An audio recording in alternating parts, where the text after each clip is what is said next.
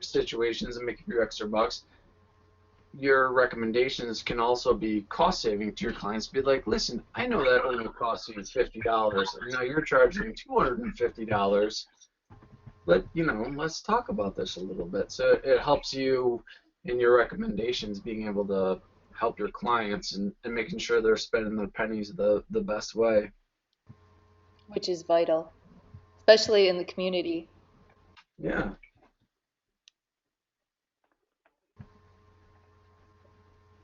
Well, let me just show you guys real quick. Can you see my screen? Yeah. This is the Veloped. This is the coolest walker ever. I did a video on it. I just haven't finished editing it, but this is just really one cool walker. It's all terrain, so it can go anywhere. The guy's had it on the beach, out in the woods. He's had it everywhere. Here he is with his grandkids with it. Huh. He's been selling things with it, so it's just really exciting. Very cool. Yeah, Very it's cool. really cool. This guy has a brain injury, so he's got balance issues, and he was really, we live in Michigan, and it's pretty rural out here, so he was stuck in the house a lot of time, and so until he got this, and now he's been all over with it. But here are these are just some of the pictures he sent me with him in it, walking through these deep weeds and everything. So it's been really exciting. But we need to keep doing more stuff like this. All of us do. Can I ask you real quick, Scott? When you do the designs, do you do them with an architect or a designer, or like sometimes what I'll do is I'll do the floor plans with the family, and then we'll pull an architect or designer in to finish it off. What have you been doing with that? No, you know what, Karen? I actually do it myself. I don't bring the architects in or designers, they typically default to Title III or the ADAG, or ANSI or whatever. They default to those things, and within the world that we love to work in, the accessibility within residential homes, there's no rules or cookbook, so it's all kind of it goes from a science into an art, and so I do all the design myself. Cool. So yeah, I have an architecture program, and I come up and I draw up the house and go, all right, how are we going to make this work? And then that's the OT perspective, is that we get to go, what are the client's needs? What's the client's equipment? What's the family needs? You get to look at, yeah, you've got 6 dogs, and so how is that going to implement into the design? And so we really don't bring architects or designers in, because it erases some of the value of us as OTs into the planning, if you will. Yeah. Well, that makes sense. I do a little bit of that. I do a lot of design work as well, but I always try to bring in order to grow, well, as you know, in order to pull a permit, you got to have the construction specs. And not always. I mean, that is and maybe a little bit of a misnomer. I mean, in Minnesota, I have my building official license so that I can be an accessibility building official. But really, if you're to go and pull permits, most of the time the contractors, and even in the contractors' drawings, they can take it to the person who's doing the permit, and they'll go, all right, that's good. If you start changing roof lines or doing something really crazy, then they're going to want something that's stamped with a license. But if you provide the contractor with enough information, and he's able to provide the building official with enough information for what they're doing, they don't ask, it seems. And I can say this from California to Maine, they don't ask to have an architect. So for OTs who are going, oh geez, I really got to pair up with an architect, take a second look at the contractor that you're working with and see what he can provide to you, because it's not always an essential requirement to bring in somebody who is going to charge you $2,500 or more for a set of plans. Yeah, good point. Well, we've been doing like right now. We've been doing some additions, and we just got a new build. So that's what we've been using the architects for. Um, but someone just asked a question if you would consider sometime presenting, design and how you do the design or design that sort of thing. How you do the designs, or maybe a design you're working on, and how you came to where you came with it. Yeah, I'd be happy to, and it's My thing went off here, so I had to call in on the phone. it's uh it's it's like an artist. It's a painting. You just one of these things, and I always, and Karen, you and I have always talked about this. I say therapists, go out and get as many certifications as you would want, and I've tried every one of them. It's Baskins and Robbins. Nobody adds that thing that we all have of person environment, task person environment. I'm so just I'm removed from the OT world. It's so too much, but it's an art. It's not a science. It's not prescribed. There's no cookbook, and so your best knowledge is from your experience. So you go out and implement what you can recommend, and that's your best teacher. And I'd be happy to talk about it and show you, but it's not like I don't have Pandora's box. It's just I've done it enough that when you do it, you go, oh yeah, well yeah, that makes sense. Like wow, you paid me to do that, but it really was kind of a common sense thing, and so But happy part to of it look. too is like you said, knowing the function, and that's where OTs come in, and the Yeah. prognosis and how people move. Yeah, you look at this, all of the areas and the spaces, and it's nice to be a contractor, and I do swing the hammer, and I do get out there, and so OT's one area is that making recommendations that aren't really easily implemented within the home environment itself, and so being able to understand the actual structural components does add an extra layer of, I don't know, ease for me when I'm making recommendations. But really, anything's possible, barring dollars and cents.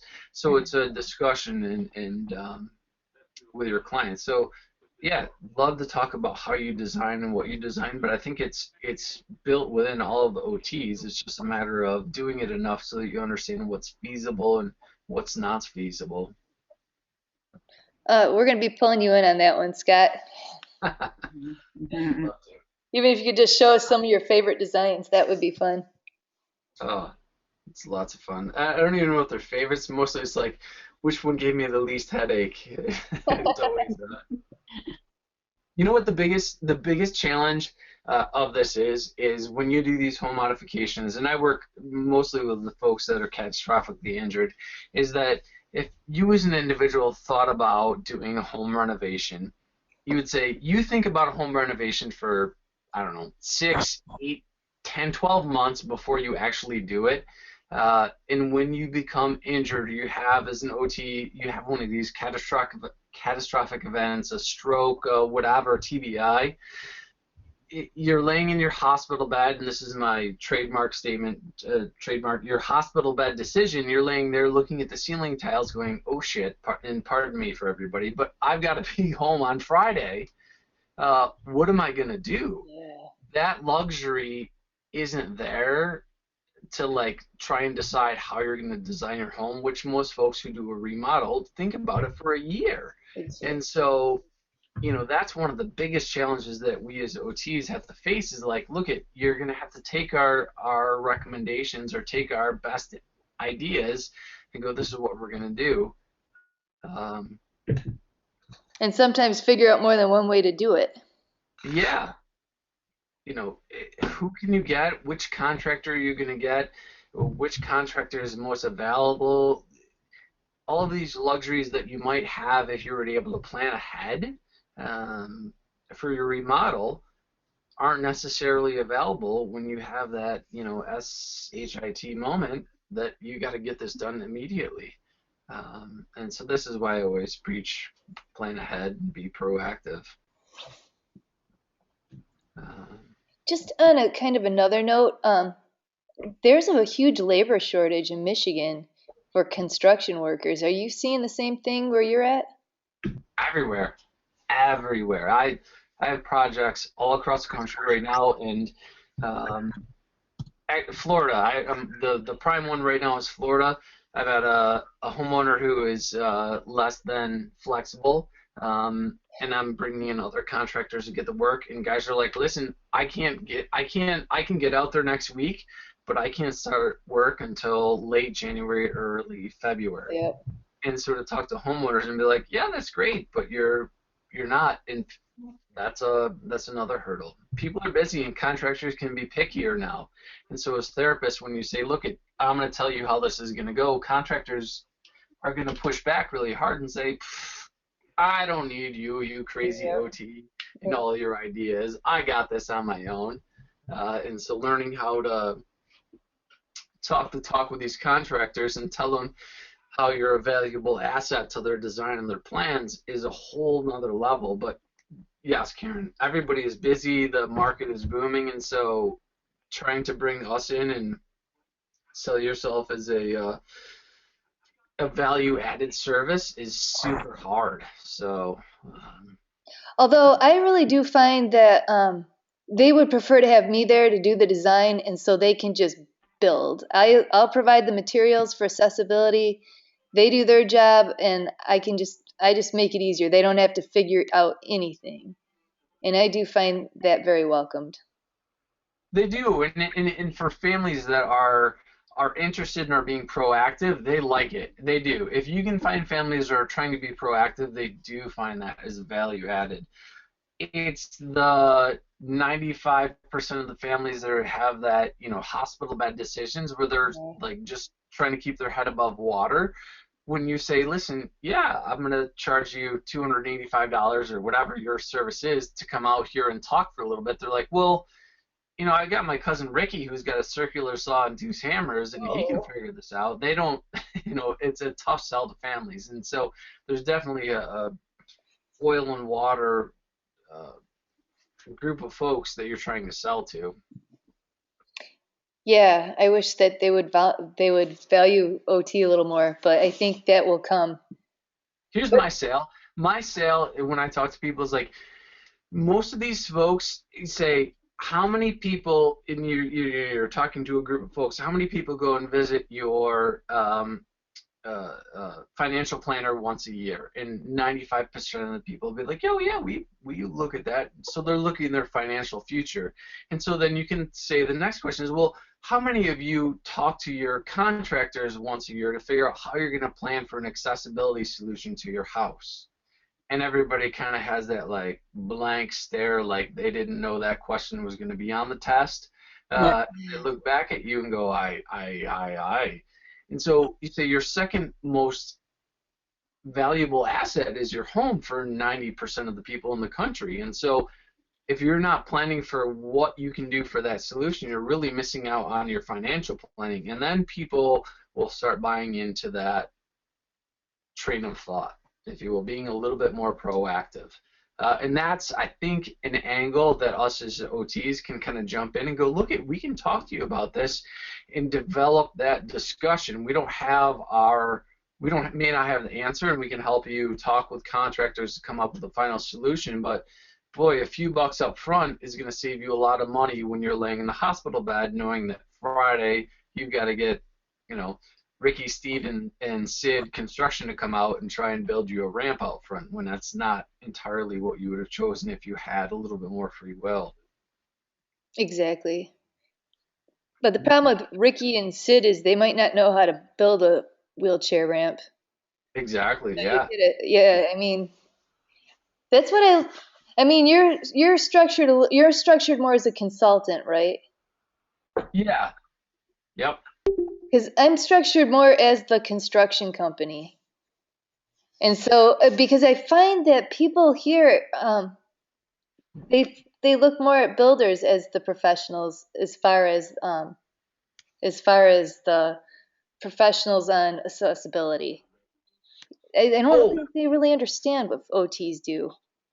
Absolutely, all across the country, and I it's almost like I dare you to tell a contractor that he doesn't understand how a ramp is built. And that is the biggest challenge, is that there's the ego that goes along with contractors that is a balance beam to try and navigate across, is trying to figure out how to insert your wisdom and kind of just 2 cents that absolutely has a huge impact on what the final plan might be, but also meeting what that contractor's egos needs, and that's probably one of the harder challenges in the whole idea. It's a greater philosophy, is that most families will come to an OT and say, look, this is my builder, tell him what you need. And a lot of the time, the builders may not really understand what they need to do. Yeah. So as you as the OT need, you be able to describe what that final solution is, and maybe give him some details on how to accomplish that without stepping on his toes and hurting his ego, if you will. Yeah. Although I But find that a lot of my guys, I mean, we've been working together for a while, but they really would rather I just do the design and tell them where to put things so they don't have to think about it. if I you mean, have those are the good guys I've been guys, working with for a while. yeah, that's the best situation. And if you have guys that can do that, that's awesome. It's a lot of time the families is the OTs and the general population. My tongue is getting tied tonight here. General population. When you're going out and the families go, well, look at, we've used this guy in the past to build us railings.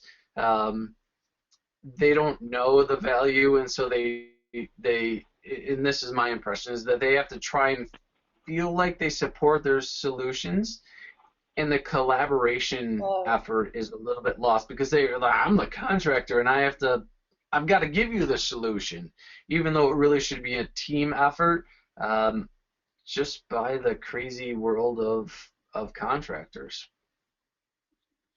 No, I It's a man, and no offense meant. It's just a man world, and so there's egos and there's methods, and it's like the old world of boys, and there's just I don't know. It really, yeah, it is. I mean, Karen, you must really know, as a home builder trying to come in, a lady coming into a man's world. It's a tough market. I mean, disagree with me, please, so I No, don't no, sound no. No, but you sexist. know what though? The guys that I work with that we're tight with, like sometimes, like one guy was giving me a bunch of grief. One of my other builders was there and he looked at her and said, looked at him and said, I made $50,000 because of her last year. Just profit off of her. She took care of me. He said, "You better watch out. Or she's not going to talk to you or something like that." And he changed his attitude really quick. But I think Yeah, when they see me as somebody coming in and bringing them jobs and bringing them money, especially when times were slow, um, you do get some jerks, but it's easy to, form a partnership because I've got something they want and they've got something, they've got something I need and I've got something they need. So that yeah, helps out a lot. But we yeah. also play it too because sometimes we find some of our clients work better with men and some of our clients work better with women. So the guys that we've been working together and we work together well, we'll play that. So if someone if someone relates better to a man, then the builder brings the ideas up and I speak through him. And if they work better with a woman, then he speaks through me more. So it kind of works because everybody, whether they're a builder or not, has their own preferences, so to speak. So Yeah, we you have kind of play that. your lines. Yeah. Everybody, you learn. You look at a family, you go, all right. Here's how I'm going to sell this, because you just see that they have blah blah blah. Um, it's Yeah. sales. It's totally sales.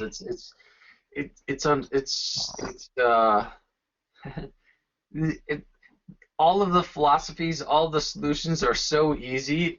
They all make sense. The hardest part about this whole process is selling it to the clients. It's the 95-year-old ladies that are going to tell you, that be like, I don't need that right now. When I get older, I'll use that stuff. You do the hand slap to the forehead. You're like, oh man, now is the time to do this. And so if someone here can figure out how to sell this as a sexy solution to their additions, they're going to be the richest person in the group because um, Well, I'm nobody wants. hoping we can all figure that out and we can all be the richest people in the group. New more arms, I'm telling you. No, So, those rock. yeah. New arms and also I and totally derailed you though, Karen. Shower chairs. Tell me, what do you have for shower chairs? I'm so sorry. oh no, it's fun talking to you, Scott. I'm really glad you're here. Very interesting. Very interesting. Yeah, Definitely. it's funny because we're all doing accessible construction or consulting and that sort of thing, but everybody's kind of got their own little spin on it. And so Yeah. I'm hoping, like, one thing with this group is we can kind of put together or learn from each other what business models are most profitable. Like you were saying, get those distributorships. I agree because with the like Do you have a tub with a shower? you can get things so much cheaper, and then you get them for half price and you sell them for retail. I mean, it's just it rocks. It's fun. Well, the question that I always see that comes up on all of these things is like, well, as an OT, can I do blah blah blah in home mod, or as a coda, can I do blah blah blah for home mods? And the biggest question is, what does home mods mean to you? If home mods mean occupational therapy in that doctor's prescription 2 times a week times 45 hours, Does it have grab bars? be licensed. But if home mods means installing grab bars for somebody, then what does construction mean in your particular area? And take the fact that you're an OT entirely out of your business idea. Listen, yeah, I'm an OT. Don't worry about that right now. What you're asking for is construction, and in the way I would do this construction for you is A, B, and C. Mhm. Don't let OT dictate how you provide your business. Exactly. And that I A think is, handheld sprayer? yeah, that's your biggest challenge is A that. handheld sprayer? Who's saying that? Let me get the repeat. No, but you're right, because that's the thing. I was at the AOTA conference last year, and somebody said, "Well, if they start doing the design, we're not supposed to be there." And I was like, "Yeah, you are supposed to be there. Be a part of all of it." Don't You know? pigeonhole yourself. So, I'm only a coda is the statement. Well, no, you're not only a coda. Like, be proud that you're a coda. But if you're gonna go and be like, what does home mods mean? If it means that in your mind's eye that you're gonna implement and you're gonna build a ramp, then don't call yourself a coda. Say, listen, I'm really Does your good at toilet have accessible grab design, bars? and I'm gonna, build a ramp for you guys. Does your toilet have grab bars? These are awesome. But if you're going to be a therapist, I'm going to use doctor's orders, then be very careful with what we're recommending in your process. Exactly. And you can always grow it. Orders. I don't know what's going on here. Nancy's the one. I'm not doing a thing. I'm just sitting here. I'm just sitting here. I'm not doing anything. But anyway, he's right though. I mean, grow it any way it works for you. And I know different people have different ways of doing things. I know, for instance, Jamie's doing a lot of horticulture stuff and outdoor accessibility with gardens. I mean, that just rocks. Have you fallen in the last 2 months? What was that? Ha caído en los últimos 2 meses. I'm wondering if we're picking up something else as I far think we as are. like some other conversation. It sounds like it. We've been hacked.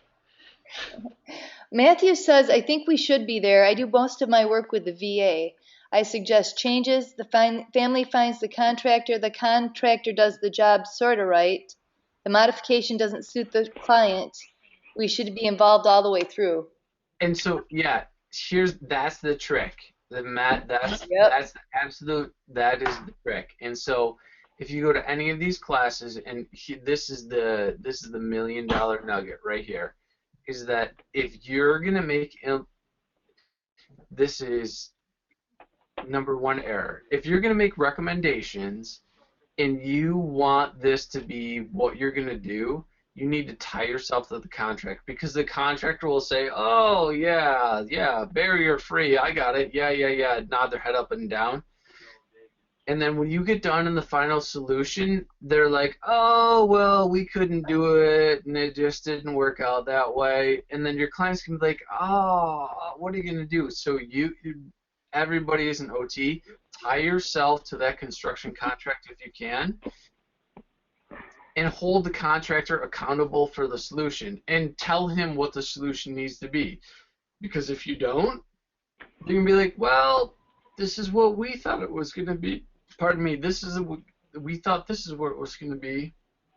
And you go to any class, you go to any home mod thing, they're all going to be like, "Well, this is what we recommended, and this is a solution." And you're going to look at it as an OT and scratch your head and be like, "Well, geez, what about blah, blah, blah?" Yeah.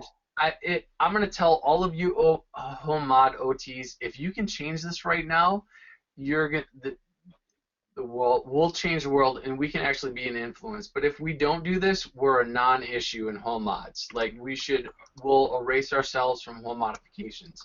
But tying ourselves to the solution and holding the results of our recommendations to the contractor, Yeah. and making them perform a performance standard, that's where we'll all make $1 million.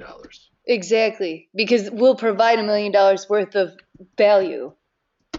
But when the contractor goes, "Well, this is the best I could do," and you're like, "Yeah, but that's like taking a bathtub and giving a person a 4-inch curb." "Well, look at now, it's a walk-in tub." "Well, yeah, jackass, I still can't roll my shower chair into the bath shower. I still, whether I have to pick my foot up 15 inches or 4 inches, I still have to pick my foot up. I can't roll it in barrier free." And so, if we as OTs can be very specific about our solutions, and then tie ourselves to the contract to hold our contractors accountable for the results, you all will make far more money. That is a value-added service. Exactly. If you look, can you see my screen right now, this handrail? Mhm. This is one where the guy was supposed to put handrails on the steps. He put them in front of the steps. This is where we got to be like, "Oh, no, that's not how it goes." Because, I mean, it's just things like you wouldn't think would happen. But Yeah. Sharon and Nina have both asked questions, as well as Kyle. Quite a few people. How do you tie yourself to the contractor, Scott? Well, that's the eternal question: is how do you get involved with a client? And, that's Karen, your business plan. How do you engage yourself with these folks? And it's different all across the country. I mean, we're in California to Maine. It doesn't matter where we are. It's how do you integrate yourself with the family, and that's a bit of a moving target. And it's a whole that we could spend 10 days talking about how you integrate yourself and how you tie yourself to the performance standards for that contractor. But when you talk with your family, the fact of the matter is, you go, "Look, I'm going to make recommendations." They're all going to nod their head up and down. Yeah, that sounds like a great idea. And then they're going to go out and get their contractor buddy who says, "Sure, I can imagine." Or their brother-in-law. Yeah, but nobody has one unique, and here's the answer, is how do you do that? Is you have to have a document that explains what the solution looks like. With And pictures. so as OTs, we can't say, "Well, you need some grab bars in the shower and a grab bar by the toilet." And you've got to spell out what that means. And No you can't, forensic files, huh? for the love of God, if anybody cites ADA, like Title III of the ADA here, well, we're going to line you up Good. like Three Stooges and slap We'll you be across the awake. I'm getting my hair cut at 3 tomorrow. Residential homes have, I told her and she this just is where happened to OT have a comes in. cancellation. Residential homes have the need for individualized plans that meet the needs for each individual, client-centered goals, blah, blah, blah. But you need to be able to say, here's what the solution needs to look like, or here's what the solution, how the solution needs to perform. Now, you don't need to, in my mind, I'm going to say you need to be able to cite what solution, what product creates how that solution performs, but maybe not so much as a typical OT. You can say, look, here's what I need this solution to do, and barrier-free, meaning I need to be able to roll a golf ball in, or because everybody's picture of what barrier-free might be different in their mind, and that's where the ambiguity creates problems. Because when I say, Karen, this is a barrier-free shower, in your mind's eye, you've got a picture of gliding in there with a tiny little 2-inch caster. When I say that to a contractor, he's going to be like, oh, barrier-free, I'm going to give you a 4-inch curb. And then when he comes in and installs that shower pan, and then we all get to the final solution, and we're all like looking at each other, scratching our heads, going, well, that's not what I want. We have to look back at the initial recommendations or the initial, solution recommendation that was given, and that's the point where OTs are missing out. Is that we give solutions like, yeah, here's a solution, but it doesn't give enough detail to make it action worthy by contractors, and so therefore, when the contractors go through and try to perform it, they take that OT recommendation and just throw it away because it doesn't give them enough work, and so there's no value added to that solution. And so OTs need to be able to add a solution that's actionable and accountable by the contractor. It needs to be accountable upon implementation. And I think that's the huge point. You know, that's one thing, Scott. Like for me, I'll provide the blueprints how to do a barrier-free shower or how to do the barrier-free entry with the like for an addition, how you put the sill on for the foundation, and that's what you rest the house on. So that way you meet building code as far as having the 12 inches or whatever between the ground and where the wood would start. And I'm wondering how you do it as well, because like for instance, if I'm going to do a prefab shower, I am the one who provides the shower. I provide the best bath showers. I provide the one that fits in the space, and I provide the one with the threshold that I want it to have. And I do that because otherwise I don't know what these guys are going to put in. I mean, how do you control that? Well, you make a couple of different points. And so when you talk about the building officials, I've got my Minnesota state building official accessibility specialist. So you talk about building officials and how they interact with the construction process. If you really start getting into the building official and the codes, 99% of the time, when a contractor says, I can't do that because code prevents it, your immediate response should be, okay, cite the code that says I can't do that. And the contractor will be like, I. I only do Michigan, and I know the codes for Michigan because I got my builder's license. And so you'll know, they'll say, I can't do that. Yeah. And if you go further down in, the codes are going to say you have to do this 99.9% of the time, except if there's a reason that you can't. And that 0.00001% is if you have a disability. And if you have a disability, you can do something different if it provides a similar or equal solution to whatever that code says you have to do. So good wording. Yeah, if you want to do blah, blah, blah, blah, blah, and the code says you have to do this, you say, well, listen, I can't do it because I have, a particular need, but here's my solution, and it's going to meet the same requirements as what the code says. Is that allowable? Most code inspectors will be like, yeah, sure, that's fine. And so making sure that you know to ask when contractors say, well, that's against code. You go, okay, we'll cite the code, and they can't. And so just looking to explore rather than saying, no, you can't do it, they say, all right, well, how do we do that? The second part of that question, Karen, was it's not the code. No, like for if I want a roll-in shower or I want a Oh, low threshold shower, I provide the shower or I'll provide the specific sink or fixtures. Do you do any yeah, of that? I do. So then I'll go in and when we create the floor plan or the design or whatever it might be, I'll spec out like, look, you've got to use the AKW shower pan, blah, blah, blah, blah, blah. This is what you have to use that provides similar or comparable results. There's no notching of a floor joist. There's no blah, blah, blah. Yeah. But if you want to use the Vim pan or the Fin pan or you want to use whatever you want, fine. There's 50 different ways to build a mousetrap and they all work. And again, this is for the OTs who don't want to know the construction as much.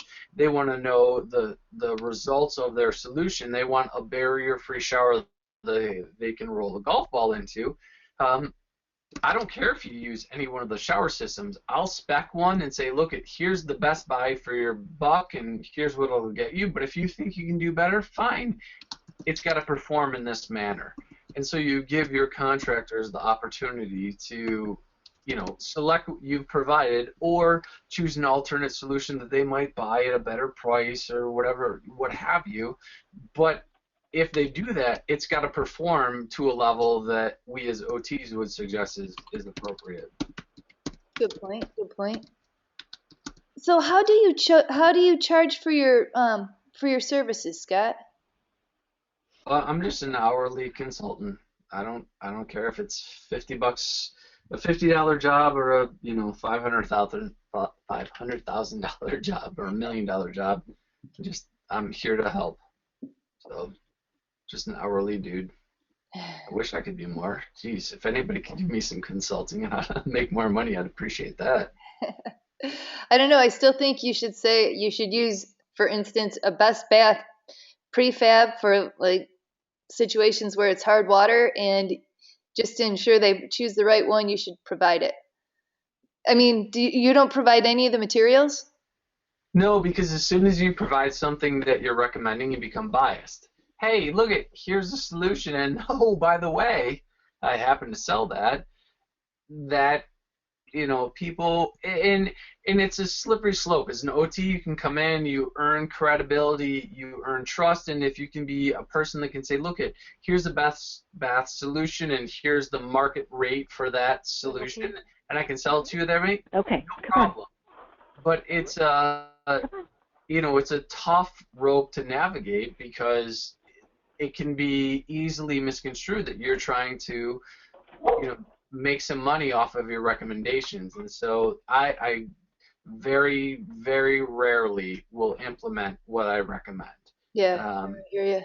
See, because I'm coming from a different place, because I'm the builder, and the guys that I'm working with are subcontracting under me, and so I can just say, we're doing this because I'm afraid I want them to do I want them to use the right materials. And I'm going to provide. Well, and that's what does home mods mean to you? You're the contractor, Karen. Yeah. You're people come to you because you're the expert in home modifications, and so yeah, absolutely, you should be like, look, here's what it is, and you don't like it, then I'll find another sub. This is what I'm recommending. This is what I want. This is the product that I'm doing. You're the GC. Yeah. But for the OTs who are out there that aren't the GCs like you, it's a little bit, Yeah, it's a finer line. I didn't think so. So, yeah, I just wondered if you made any money off of the, the recommendations for equipment or anything like that. No, my best try was the Numo arms. And, well, we all know how that. Those were awesome. How did you run into those anyway? I don't know. The world of home care, I was like, there's got to be a better toilet arm than the stupid Carex, whatever. And I found it and sunk some money into it. In a minute. Okay. Let me Well- ask a question. Matt, can you hear me? Yep. If you have a disclaimer in a sense that you say, here's a product that you might be interested in, and the disclaimer is that I am a distributor for it. It's completely up to you if you want to, consider purchasing this as part of your products that you need for your. Is fruitcake on after this one? But boy. you could still offer it. They're not 48 hours or something. Wonder what happened to that guy. He was only 34. Oh my gosh.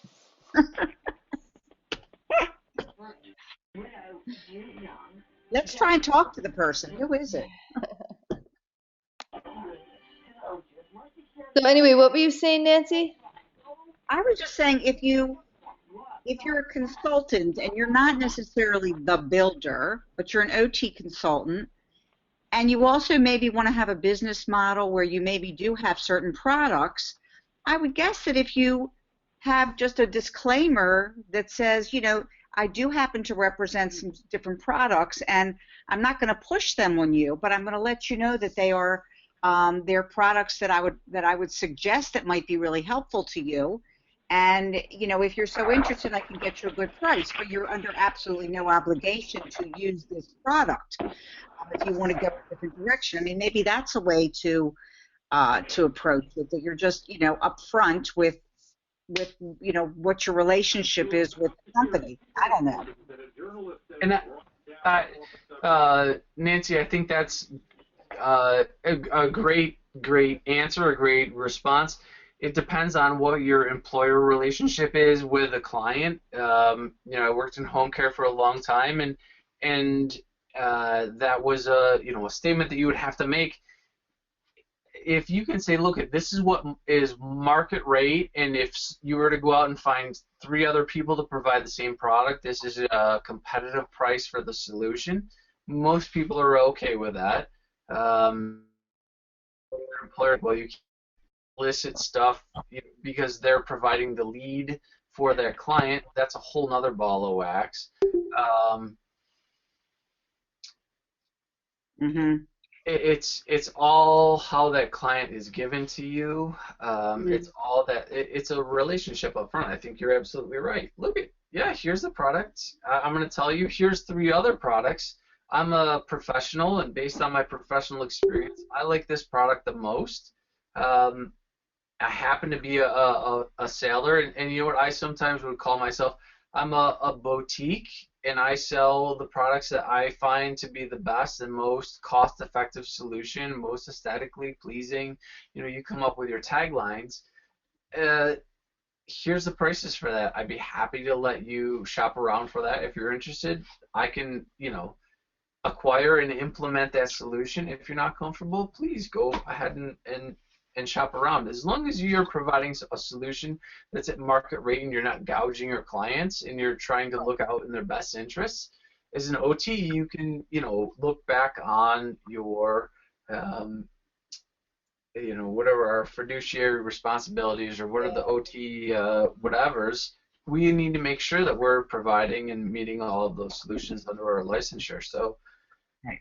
Yeah. Although, don't you think that if you go to someone's home as the OT to do the modifications and you recommend things, because I don't know, I just feel like if I'm going to go and I'm going to recommend things, I will recommend things that I'm selling, and I think when I do, except for it's different, I guess, I don't know, but I'll recommend things, and I'm really upfront that I'm selling them as well, and I don't know. I don't say, oh, you can go get it someplace else.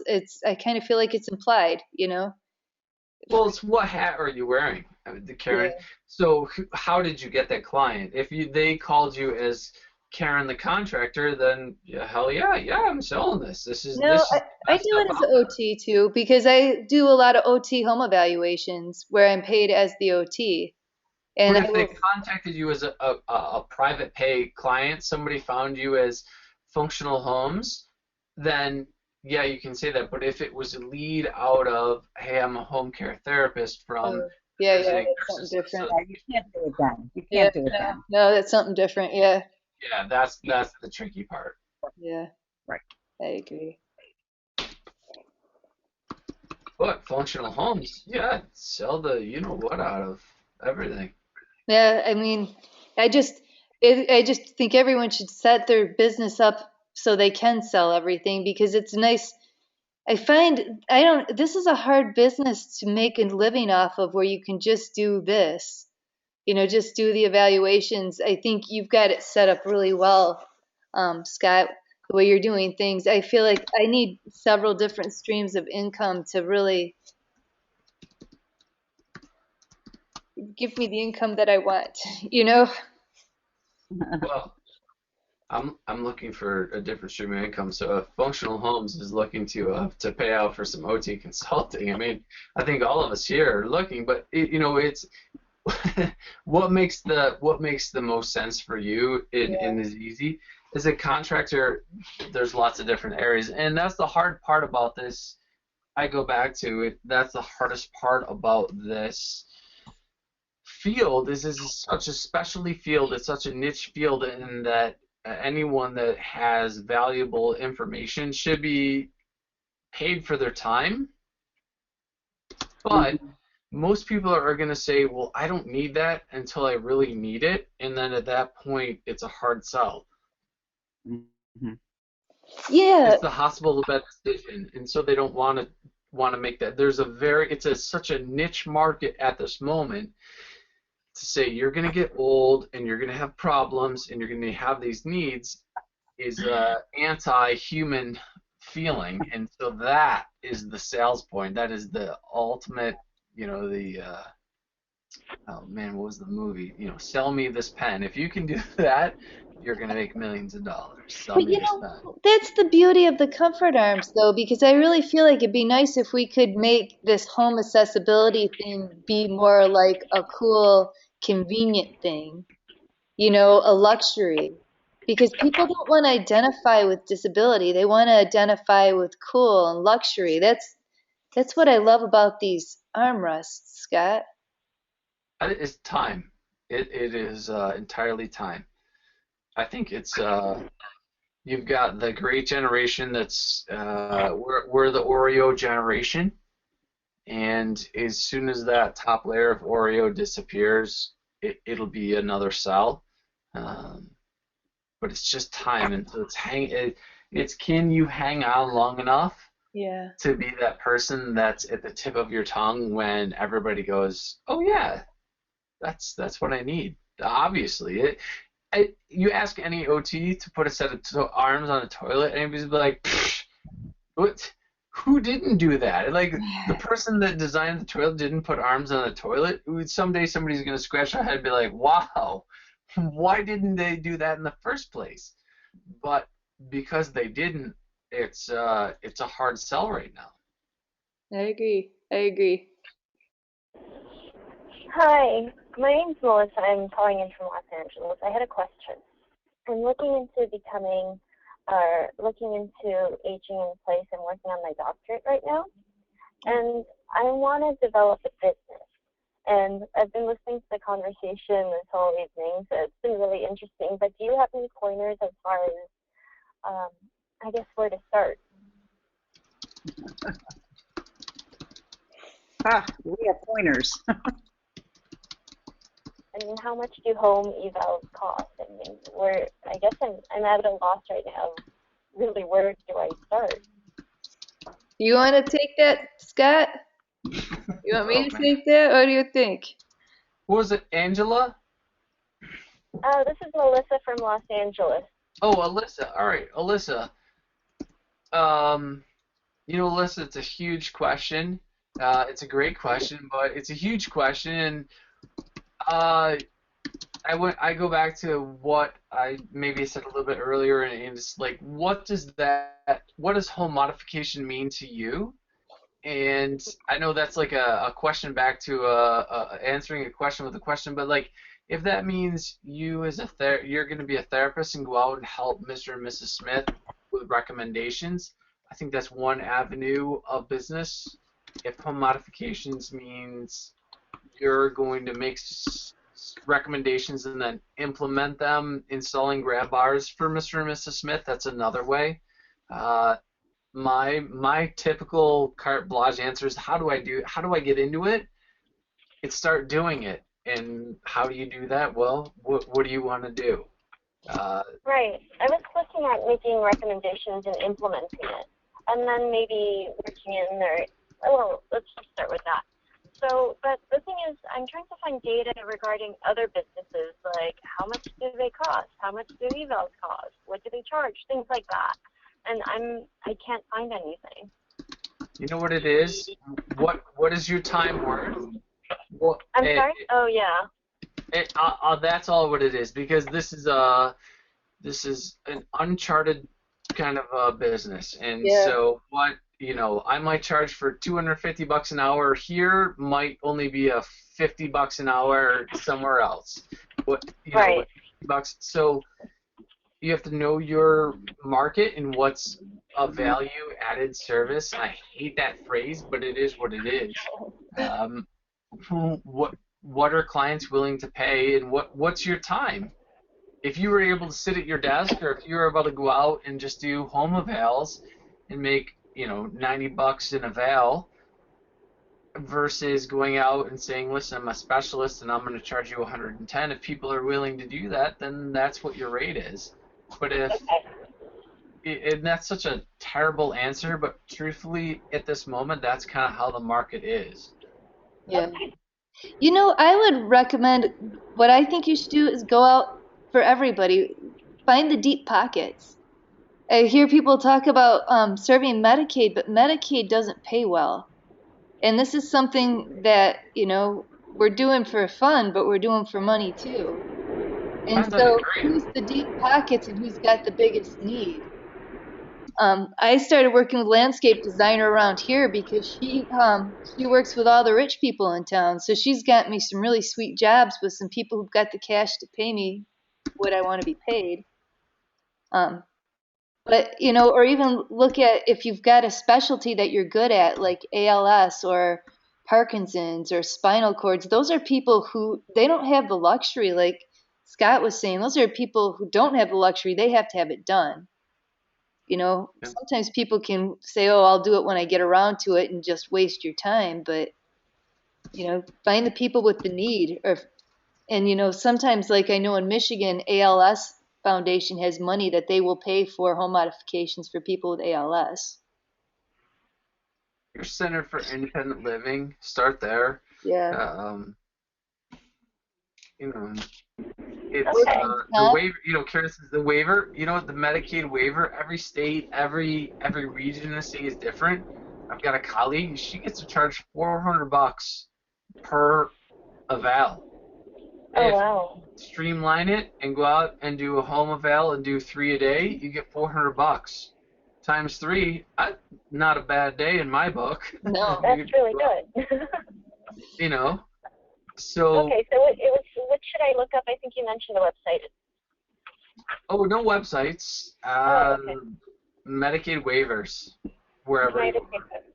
All right. Thank you so much. You're welcome. Donald Trump's assistant. She's going to make millions of dollars and snow us all. I know.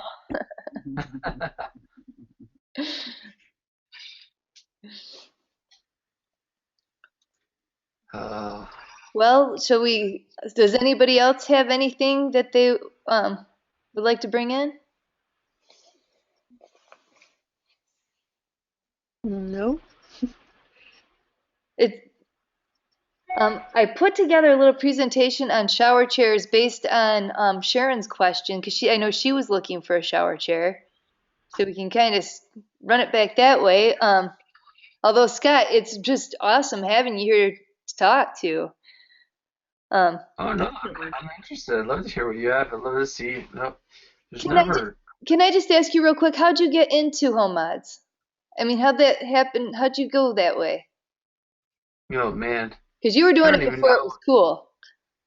I'm an OT by trade. God, it's like one of those Oh, that's a nice story. My grandfather was an engineer. My dad was a dentist, and I wanted to combine the two, medical and construction world, and got into school and go, wow, you can design something that works for people, and it seemed to make a lot of sense. And in OT school, of course, it's a female predominant area, and so when you start talking construction, you could get a little bit of separation away from all of my girl time, and so I don't know, it seemed to work out pretty nicely. But I just love it. It's you know what it is? Here's the answer. Writing goals. In OT, it's like your short-term and long-term goal. I can achieve all of my long-term goals through home modifications, even short-term goals, and I'd love to be able to see that solution. And so that's probably one of the biggest reasons why. No, I hear you. Very cool. I Yeah. hear you. Show us your shower chairs. I'd love to All right, learn. here comes the shower chairs. Cami, I've always So lots of these are the shower chairs, and this is based on a question by Sharon. And Sharon needs a shower chair that's stationary with a safety belt for an adult that folds up. It's for a spinal cord injury, a patient with a spinal cord injury, T12, who can perform a lateral transfer from a wheelchair into a prefab shower unit. They can sit up, have good balance, but may benefit from a chair with a feature to recline. And if anybody else knows of shower chairs, I just brought up a couple. Also, the client is expecting a baby in the spring and will serve as a primary caregiver. Plans to use the shower space for baby bathing. Do you want to tell us anything more about this, Sharon?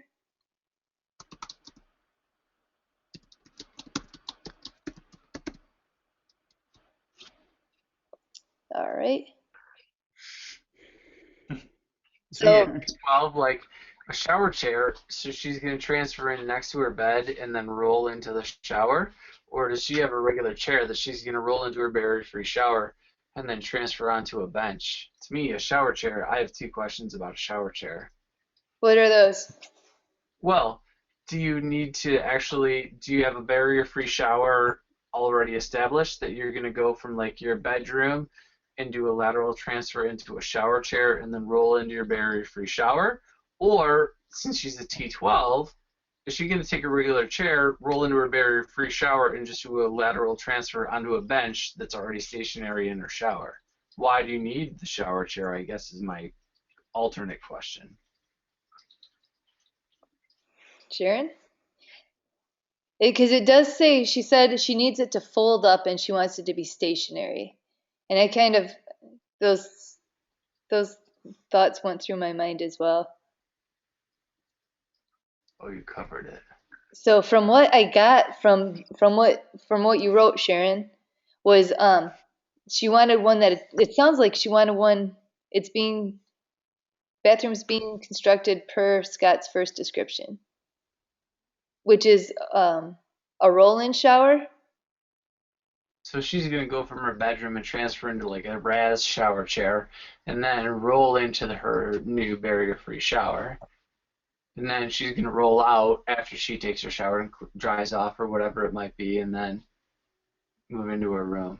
Yeah, being renovated, yes. There you go. Okay.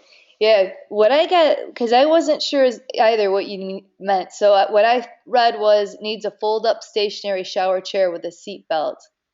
And so anyway, I thought we could go over this a little bit. Here's the level of the spinal cord injury right here, the T12.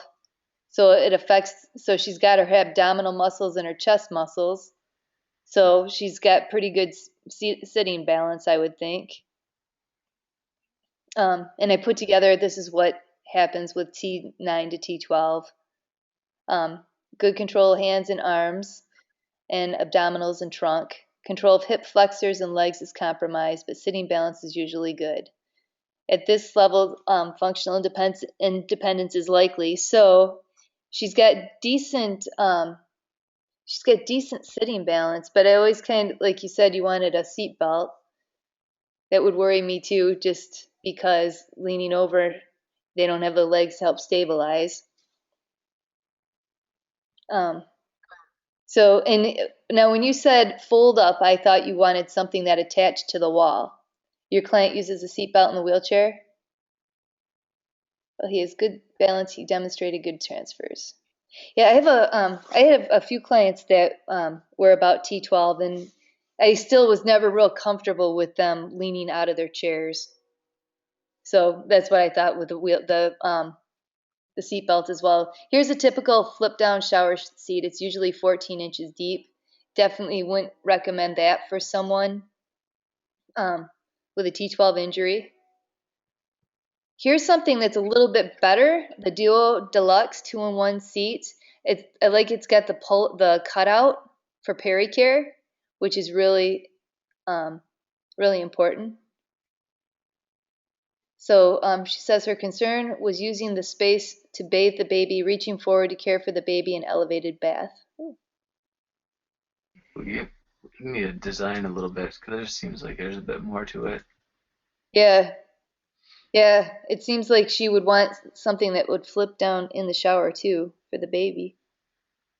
So anyway, with these, the weight limit's 400. There's nothing with a seat belt, but I'm sure that you could figure out a way to attach one. One thing that's really important with these wall-mounted chairs, this one's nice because it has the flip-up armrests, which is important if you're going to do lateral transfers, and it's nice for somebody who's got compromised balance, which even though T12 has decent balance, it's still compromised. Cutout's good for the peri area. One thing that's really important with these, and I don't know if you've seen this, Scott, is I went to one house and the woman had kept falling out of hers, and the problem was it wasn't mounted at the right height. Should be mounted about 21 inches, which is where the most wheelchair seats are. And then what I've done before too, and I don't know if you've done this either, Scott, is I make the front legs just a little bit higher than the back, so it kind of keeps them in there for the people Gives them a who. little dump. What was that? Gives them a little bit of dump in their chair. Yeah, just keeps them from falling forward and falling out. I would say the seat height is what client prefers. I give you a link. Access. I don't know if you probably will go over Access Able Designs. Alan Garrett out of Florida. He makes some great shower benches. And so they can give you a lot. I think seat height is very particular to each person. So Yeah. and especially if you're going to be working with a baby on this too, I'm not sure entirely what that's all about.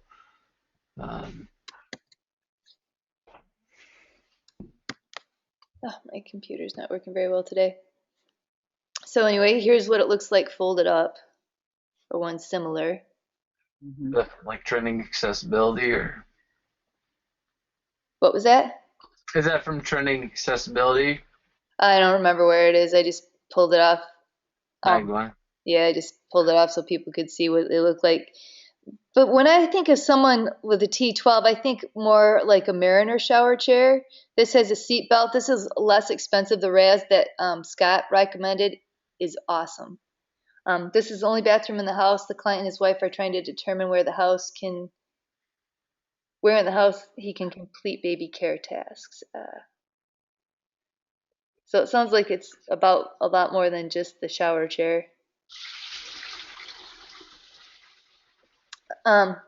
Anyway, I like the Mariner shower chair. It doesn't have the tilt, but that's one thing where he could have the baby with him in the shower and then roll right out of it without having to transfer and put the baby down.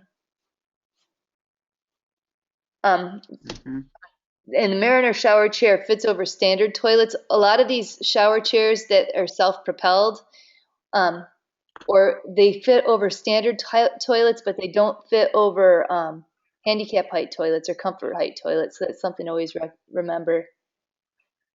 Yeah. And the flare and the sides. Some toilets have like fancy styling on the sides. Absolutely.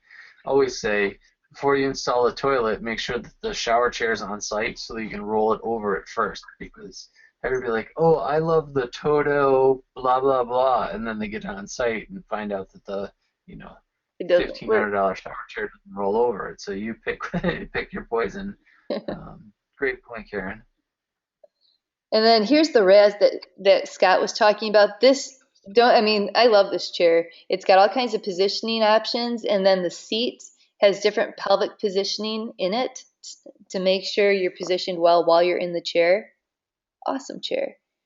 It's got a lot of different seat configurations. I was gonna say Raz makes a million different styles, but yeah, it's like going to buy a Ford or a Chevy. Everybody's got their Suburban, Escape, Escort models. So find what you're most comfortable with. Yeah. So I don't know, Sharon, what do you think with all this?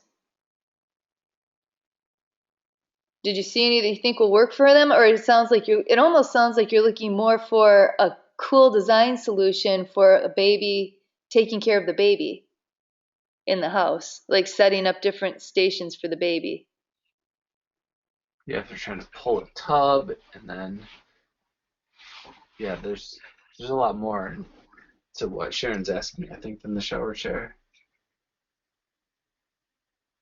The modifications are being provided by BSCI. I don't know what BSCI is. I don't know what that is. Yeah, obviously something with a spinal cord injury. Oh, brain and spinal cord injury program. I didn't even know they had money for that, for home modifications. Where is it? I have a project right now in Port Charlotte. Once you get it, I'll have some contractors that are pretty reasonable. Brain and spinal cord. Yeah. Use your OT brain. So this becomes the time when you go, all right, what do I need to do? Person, task, environment. Panhandle of Florida. Yeah, I mean, that is the beauty of it, is being an OT. You can just make it up, figure it out.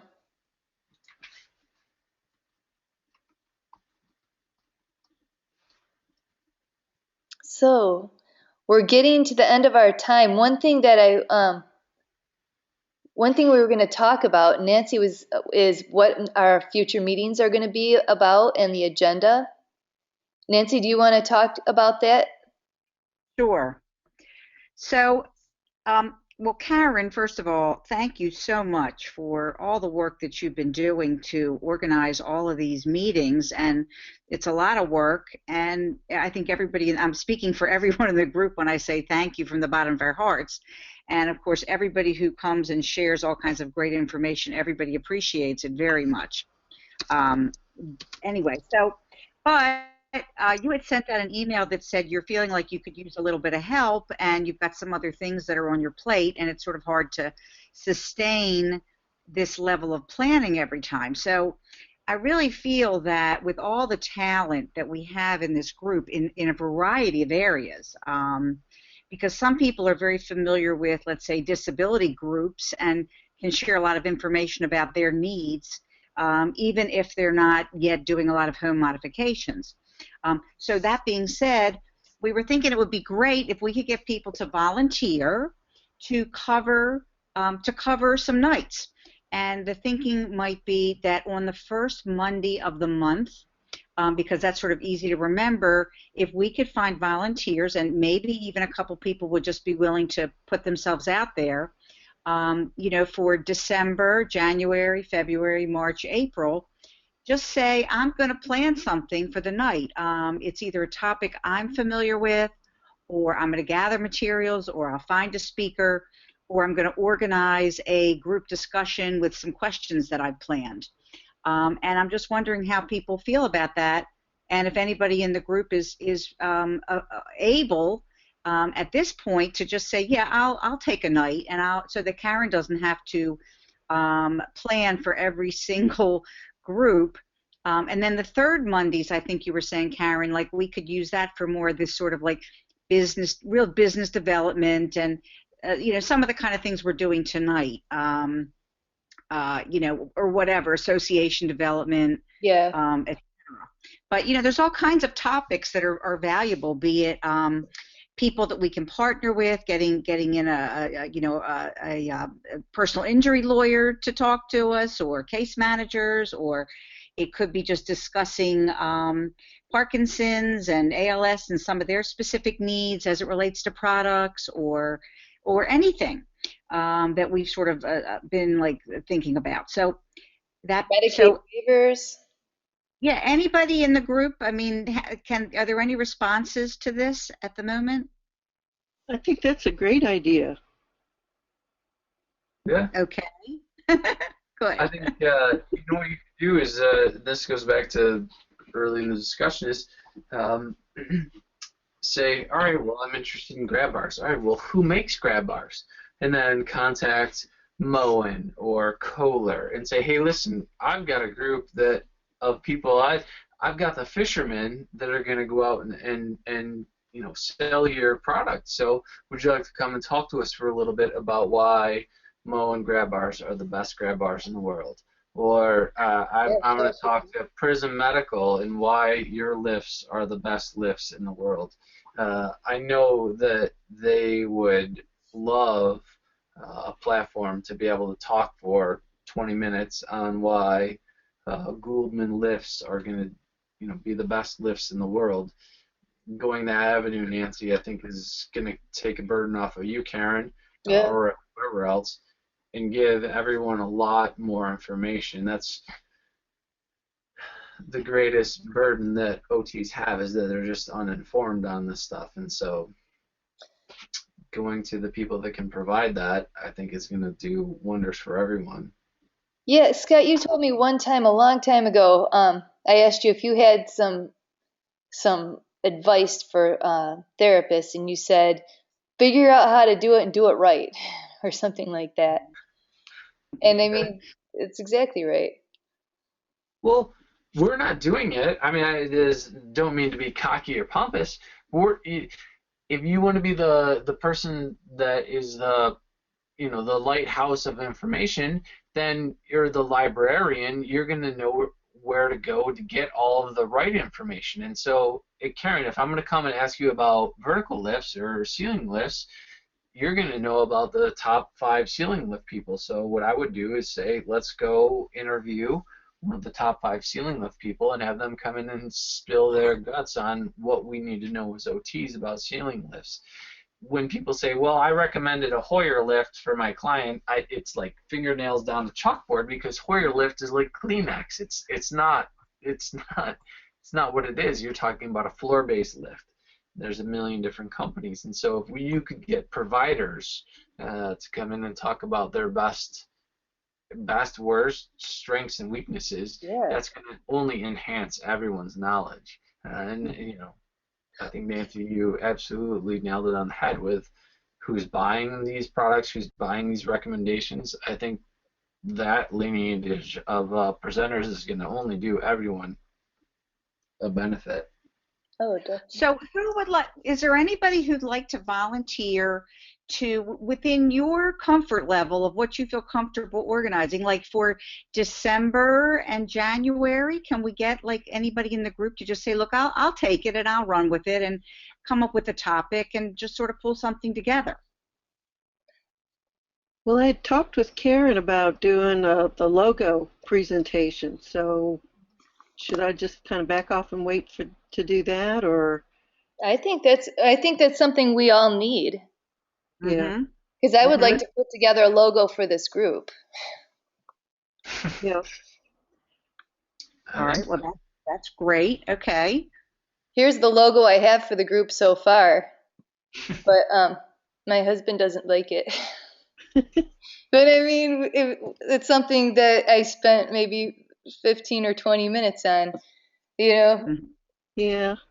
So, I mean, I think marketing would be a great thing for you. Yeah, take the AIM and the BIG and turn them, each one, angle them so that they're on ramps, so that they end up at the front door. So put the front door on a platform, and the AIM is on the left that leads up to the platform, and then the BIG leads up to the platform at the door.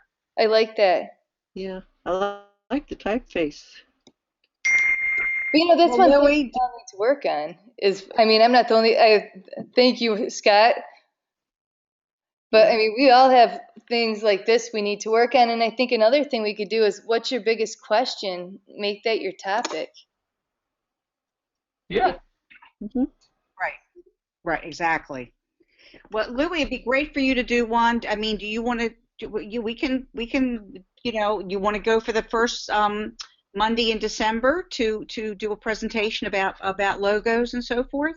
Let me see when that date is, because I might be out of town, but so I might not be able to do that, but I might be able to do it in January. Why don't I can send out a survey and people can, I mean, if that way everyone's got a little time to think and can fill it out and what days will work for them. Yeah, I'll be out of town down in Georgia that first Monday in December.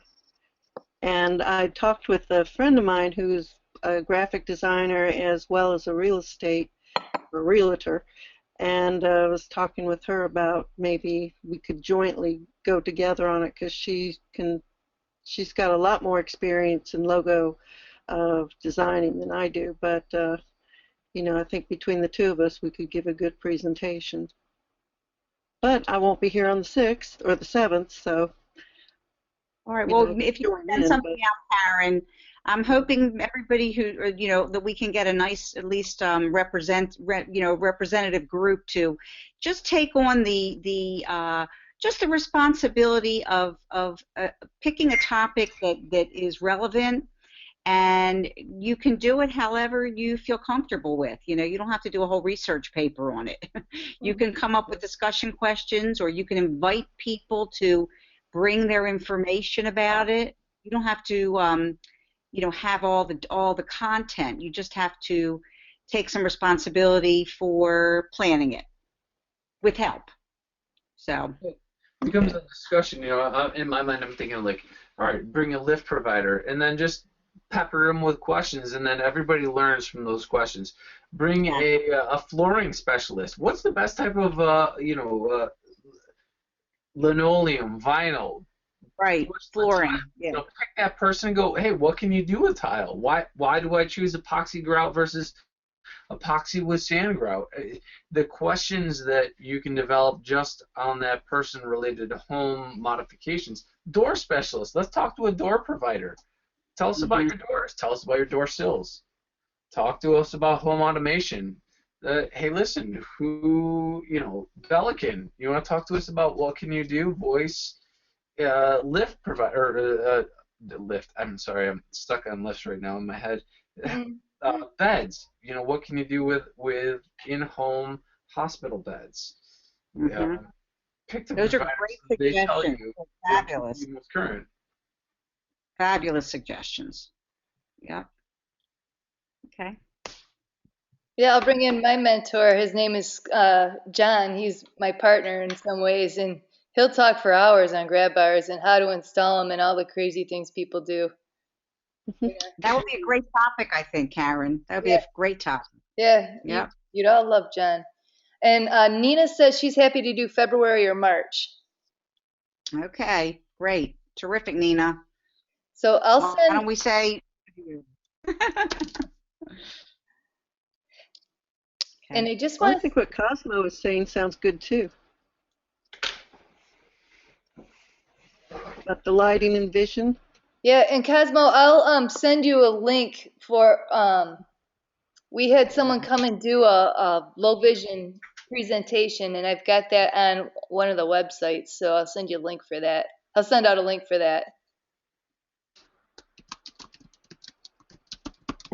And I want to mention too, don't forget about the AOTA conference. I'm talking to you too there, Scott, because it's right in Chicago, which for me is close by. But it'd be nice if we could all get together, and we were talking about maybe doing some kind of field trip and, you know, seeing different things accessibility wise. I know there's an age-friendly community right near Chicago. There's some botanical gardens over there. There's also a Frank Lloyd Wright house that's a little ways away. So keep that in mind. It's in April. There's a provider, and we did a house in Chicago. Yeah, I think there's a lot going on. I can go to Chicago. Yeah, I think you should. I mean, I think it'll be a lot of fun. I went last year. I met quite a few people, and Are you going to the Home Builder Show this year? That's my next one. Is the Home Builder Show? Are you going? where's that at? Vegas. No, I'm not going. Oh, awesome. I hear it is, and there's one in June that's I'm not sure where it's at. I think it's over by Las Vegas. That the Home Health Show or something like that. MedTrade is okay, but really, if you're gonna do home mods, I found the best. Honest to God, excluding Vegas from the whole title, Uh-huh. the International Builder Show in Las Vegas, it was been a fantastic event to go to. So Maybe I'll have to make it out there. When is that? January, Yeah. By then you're ready for a little bit of warmth. it's a really great show, huge, and then it's combined with a kitchen and bath show. So Oh, nice. by that you get admission to a million things. It's a fantastic event. Do you ever get some of your distributorship? I mean, because like for me, I do sinks and faucets and all that. Do you ever get some of your distributorships from that home builder show? Do you make connections like that or no? No, everybody's ready to sell their grandmother at that, and so Yeah. I just go to learn and understand what products are out there for the recommendations. Uh, so it's not a referral trip, it's strictly a recommendation trip. So they go, oh, I didn't know that you could do blah blah blah. It keeps your recommendations fresh and current. And you can touch stuff and play with Yeah, it, I would assume. yeah, you see so many cool things that you're like, oh, I needed that. And so that's why you should go. I'm gonna try to put that on my list. All right. Well, I guess that's all for this week. Scott, it's been awesome having you. I hope you keep coming. And see, I don't know what we're going to be talking about next time. We'll have to see what the agenda brings up and what kind of people we'll have in for the next meeting. But you're invited to all of them, as is everyone. It's always nice having everyone here. And one thing I think we need to start doing though is showcasing what people are doing, because I've been getting loads of emails from a lot of different people telling me really great things that they've been doing, and we need to share. Everybody needs to see what people have been up to, because it'll help us all to be better and grow our own businesses. And I will talk about how to become a distributor. In fact, hopefully I'll organize my website so that way everybody can make recommendations and say, hey, go here, check it out. If you like it, use this code, you get 10% off, and then whoever recommends gets, a good share of the money too. Because I feel like that'll help us all to build other streams of income. Sounds great. Yeah. Great. Well, thank you, Karen. Appreciate it. Yeah, Thank you, Scott. Thanks, Scott, for all your input too. Fantastic. Yeah, it was Hey, really fun. I appreciate it. It's always fun. I jabber all day about this stuff, so love it, and appreciate you guys tolerating my malarkey. So Yeah, bring it on. And it says Ellie says she's going to be at the National Home Builders Show in January, and she's going to see Celine Dion. hey, well, cool. Well, we'll see you there. Good luck. We'll look us up. There's lots of different venues. I think there's an OT venue there as a matter of number. So. Oh, I hope so. We'll see you there. Perfect. Well, have a good night, everybody. All right, good night. Thank you. Bye. Thank you.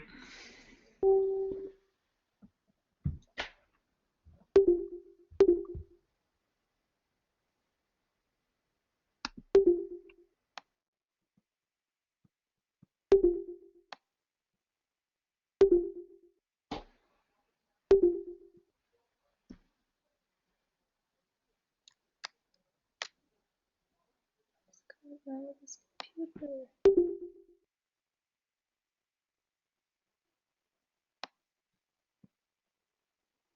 Hey, Nancy, are you still there?